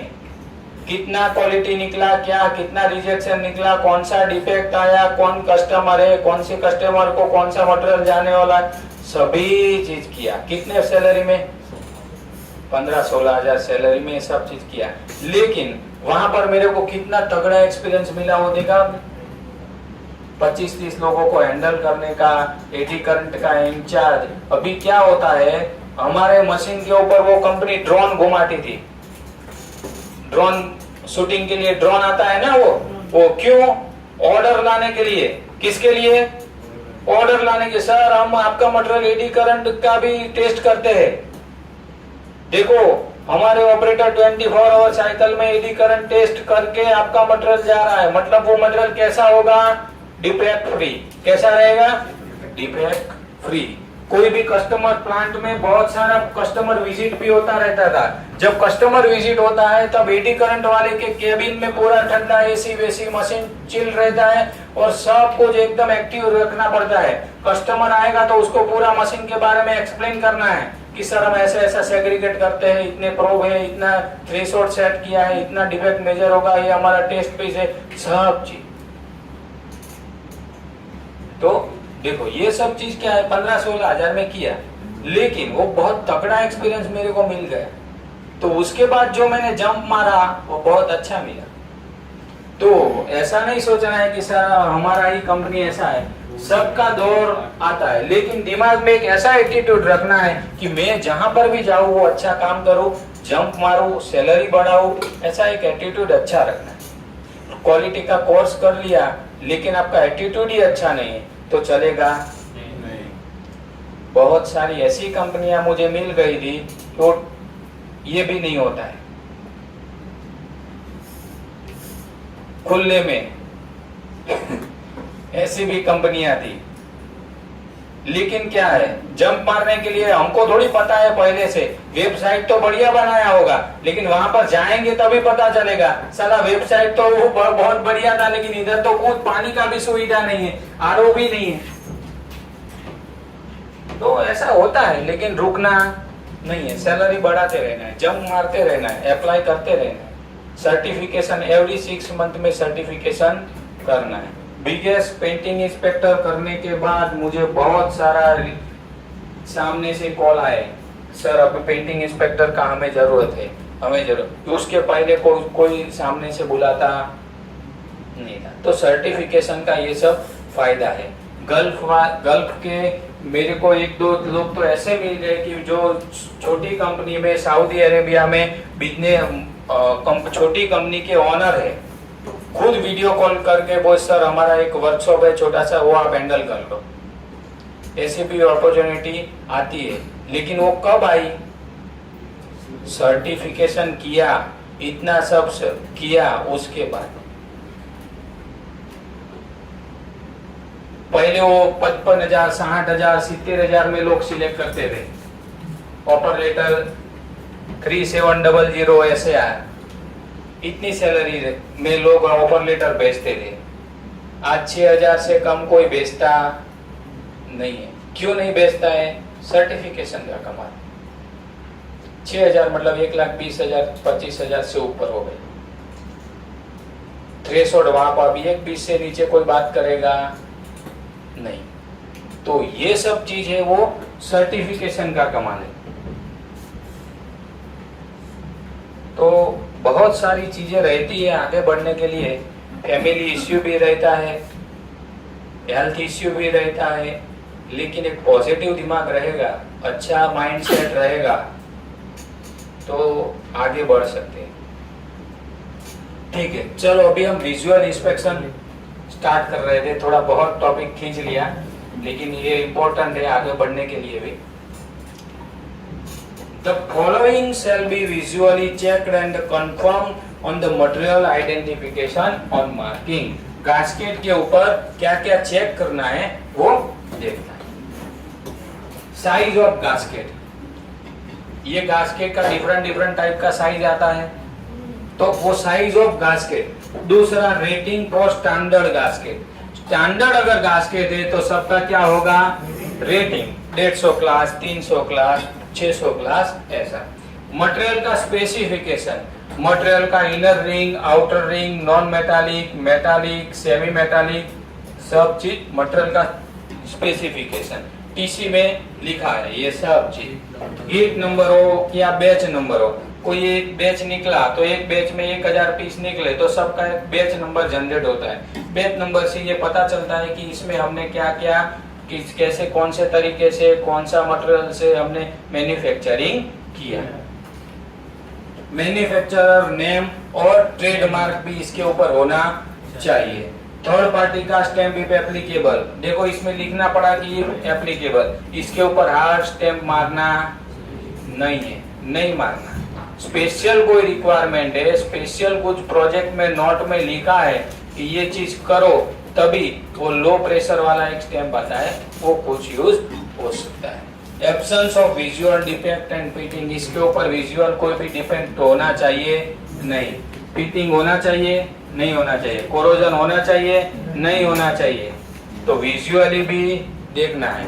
देखो बहुत पुराना मटेरियल हो जाता है ना, अगर उसका मटेरियल का हैंडलिंग प्रॉपर नहीं हुआ है, अगर बारिश में ये 2 महीना भीग के पड़ा हुआ है, तो इसके ऊपर भी क्या हो जाएगा, रस्टिंग पकड़ लेगा, तो वो गास्केट चलेगा नहीं। इसीलिए हमने एक चैप्टर डाला था मटेरियल हैंडलिंग, तो मटेरियल का हैंडलिंग भी कैसे करना है वो पता चलेगा। थोड़े टाइम पहले मैं एक कंपनी में गया था, एसएस का शॉप पूरा अलग, सीएस का शॉप पूरा अलग। अभी ऐसा क्यों करना पड़ा, क्योंकि आईएसओ का सर्टिफिकेशन कोई कंपनी को लेना है ना, तो ये सब चीज होना चाहिए। सीएस का एक टुकड़ा भी एसएस की शॉप में नहीं पड़ा होना चाहिए। सीएस के मटेरियल को हम कटिंग करने के लिए एसएस की शॉप वाला जो मशीन है ना, वो मशीन के ऊपर लगा भी नहीं सकते। उसको सीएस की शॉप में जो मशीन पड़ा है ना, वो खराब हो गया है ना, तो भी वो एसएस की शॉप में जाएगा नहीं मटेरियल। तो इतना इंडिया में भी आजकल कंपनियां केयर कर रही है।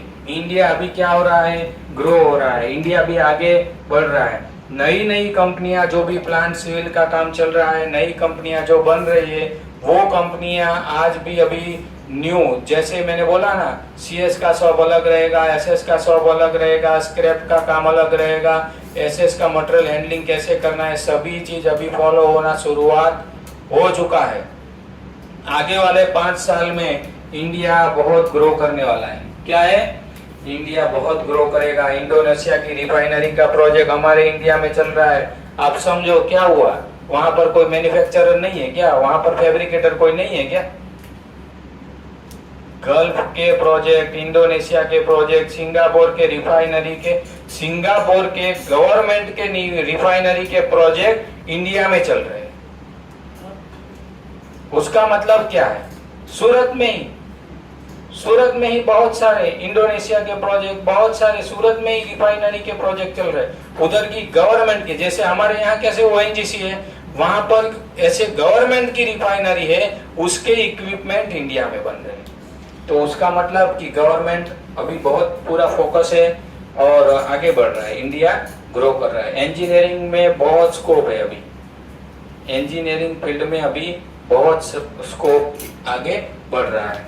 PMI check for alloy and non ferrous ring के लिए कुछ भी डाउट है तो इसके ऊपर हम पीएमआई भी चेक कर सकते हैं। इनर मटेरियल कौन सा है, आउटर मटेरियल कौन सा है, वो सब पीएमआई मशीन, पीएमआई गन देखा है ना, पीएमआई गन से हम मटेरियल भी देख सकते हैं। डायमेंशन मेजरमेंट, अभी किसकी बात आई, dimension measurement. Type of gasket है, non metallic gasket, metallic gasket और कंपोजिट गास्केट। अभी एक नॉन मेटालिक गास्केट है, उसमें आईडी, ओडी और थिकनेस, क्या है, आईडी, ओडी और थिकनेस। समझो कि वो एस्बेस्टोस का रबर गास्केट है या सीट वाला गास्केट है, तो उसमें क्या आएगा, आईडी, ओडी, थिकनेस और वो स्टब बोल्ट है, स्टब बोल्ट है, उसका हॉल कटा है, चेक करना और कुछ आएगा नहीं। ये एक्सटेंड ऑब्जेक्ट, ये प्रोसीड्यूर के लिए दिया है, आपके प्रोजेक्ट में आपको देखना है कि कितना % चेक करना है। यहाँ पर 10% और 1 नंबर फ्रॉम ईच साइड, ऐसा हो सकता है। दूसरा है मेटालिक रिंग गास्केट, कौन सा है, metallic ring gasket. ID, OD, thickness, ring का ओवल है कि ऑक्टागोनल है, वो सब कुछ चेक करना है। इसमें भी ये सेम चीज है, आपके प्रोजेक्ट में क्या लिखा है वो देखना है। कंपोजिट गास्केट रहता है, सेमी मेटालिक और नॉन मेटालिक दोनों चीज मिक्स करके जिसको बनाया है उसको हम कंपोजिट या सेमी मेटालिक बोलेंगे। उसमें भी ID, OD, thickness, inner ring का, आउटर रिंग का और स्पाइरल वाउल का सबका देखना है। हमने देखा सबका, थिकनेस भी सबका देखना है।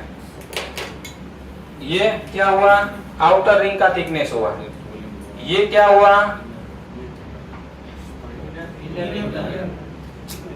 ये बीच वाला है स्पाइरल वाउंड, उसका है। और इनर का कैसे देखेंगे, ये इनर का हुआ, तो तीनों का थिकनेस आता है, तीनों का स्टैंडर्ड टॉलरेंस है, आईडी ओडी थिकनेस सब कुछ देखना है। Inspection ruling, unacceptable gasket shall be rejected and document in the respective GRN। अगर कुछ भी unacceptable है तो उसको क्या करना है, GRN में मेंशन कर देना है। Non conformity and incomplete report if any shall be reported to the purchase concern in a discretionary report for further action। अगर कुछ भी डाउट, कुछ भी गड़बड़, कुछ भी मिल रहा है तो एक नॉन कंफर्मेसी रिपोर्ट जनरेट करना है और कंसर्न पर्सन को उसको सबमिट कर देना है। Prepare incoming material inspection report, MIR बनाना है। All acceptable gasket shall be cleared on the respective GRN। Acceptable जितने भी गास्केट है उसको GRN में लिख देना है। एंड रिकॉर्ड ऑन, किस में रिकॉर्ड करना है, MIR का फुल फॉर्म क्या है, material identification report. The material shall be release for further work.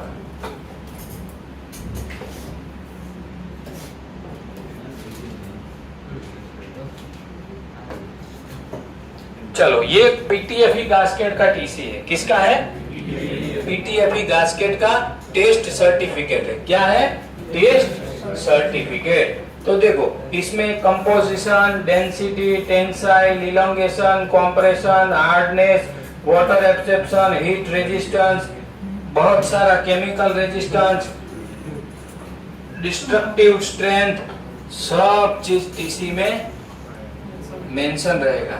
Test method कौन सा यूज किया है, STM-D79 standard value, test value और रिजल्ट क्या आया, ओके, ये टीसी को वेरीफाई कर लेना है। ये कौन से मटेरियल का है, PTFE गास्केट का बात है। ये जो मटेरियल है वो कौन सा है,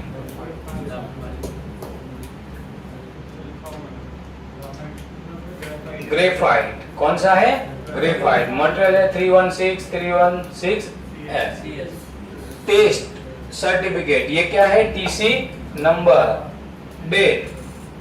देखो इसमें लिखा है किसके लिए, dimension, construction, performance, test report, description किसका है, SS316 spiral wound graphite filled gasket with CS inner, CS outer ring dimension as per STM B16.20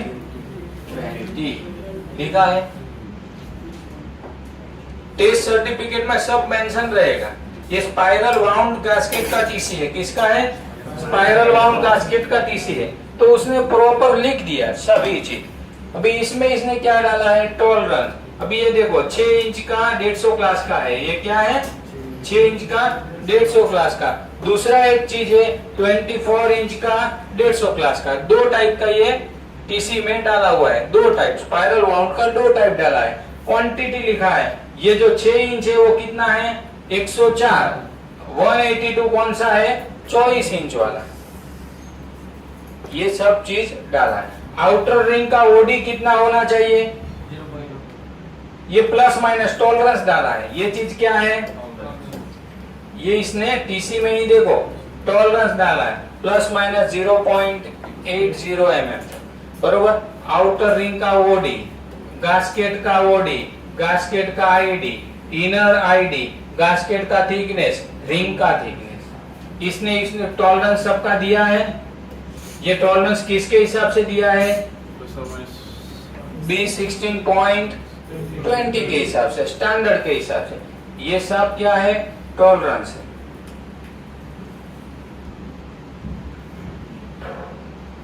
gasket में देखो स्ट्रेस लोड कितना है, कंपोजिशन, मिनिमम रिजल्ट क्या है, performance using method, ASME B16.20, actual gasket, test duration time कितना है, 4 घंटा और 15 आवर। सभी चीज। अभी हम लोग जब थर्ड पार्टी में इंस्पेक्शन करते थे तो टीसी आता था तो हम इधर से टिक मारना शुरू करते थे, यहाँ से जो एड्रेस है वही है ना, यहाँ से ऐसा शुरू करते थे। यहाँ से पीओ नंबर यही है, कस्टमर यही है, रेफरेंस यही है। यहाँ से ऐसे ऐसे ऐसे पेन से टिक मारते जाना है।